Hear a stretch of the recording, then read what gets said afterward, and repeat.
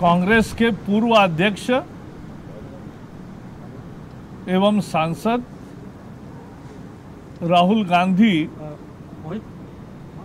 कल रक्षा विषयक स्थायी समिति के बैठक से वॉकआउट कर गए।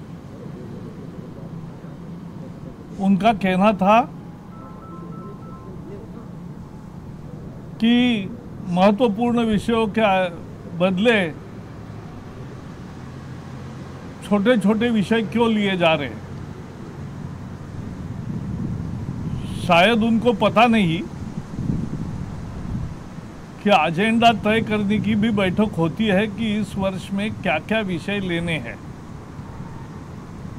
उस बैठक में तो वो अनुपस्थित थे। पिछले 1.5 साल में कुल मिला के 14 बैठक हुई। 14 बैठकों में से 2 ही बैठकों में वो उपस्थित रहे, 12 में एब्सेंट रहे। अब खुद अनुपस्थित रहेंगे। जब एजेंडा में विषय सुझाने का विषय था तब नहीं बोलेंगे। उनके साथी भी जो विषय वो कहना चाहते वो नहीं बोलेंगे और फिर दोष देंगे सारी व्यवस्था को, भाजपा को, कि इस तरह से हम महत्वपूर्ण विषय नहीं लिए जा रहे। कैंटोनमेंट का विषय हो या बाकी विषय हो, सदस्यों ने जो बताए वही विषयों की चर्चा होती है, लेकिन ये भी उनको मालूम नहीं। और तो और उनको संवैधानिक संस्थाओं के प्रति कितना आदर है। वो वॉकआउट कर गए एज इफ ये कोई प्रोटेस्ट का केंद्र है। स्थायी समिति में प्रोटेस्ट और पब्लिक के लिए भाषण देने का नहीं है स्थान वो। और हमें मालूम है राहुल गांधी जी ने जब वो सत्ता में थे तब भी मनमोहन सरकार ने जो एक प्रस्ताव पारित किया था कैबिनेट में, कैबिनेट के फैसले को आप सबके समक्ष पत्रकार वार्ता में वो फाड़ दिया और कचरे की टोकरी में डाल दिया। तो संवैधानिक संस्थाओं के प्रति उनकी यह आस्था है और वही कल दिखा कि डिफेंस कमेटी से बाहर भी आए और उसमें क्यों बाहर आए ये बताया अभी बाहर आके।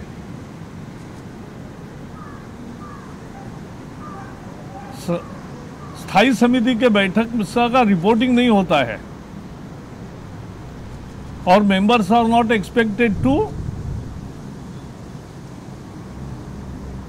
Give their reaction. लेकिन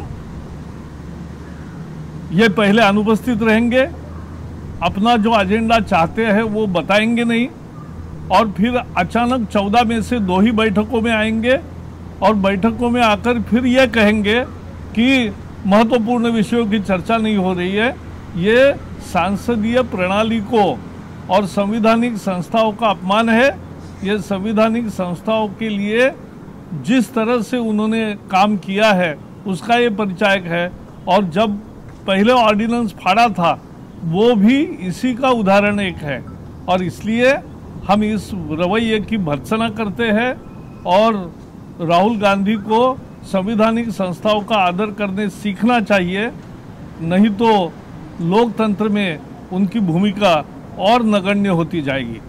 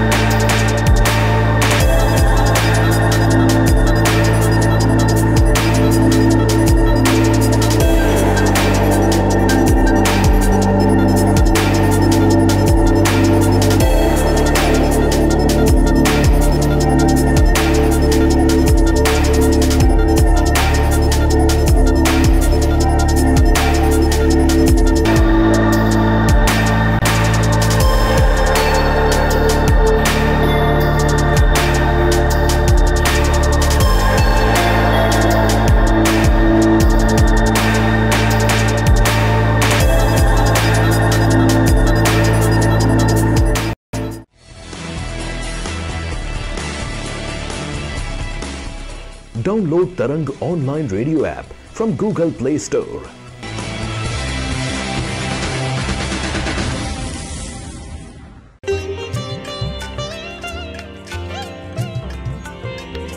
You are listening to Tarang Devotional Online Radio.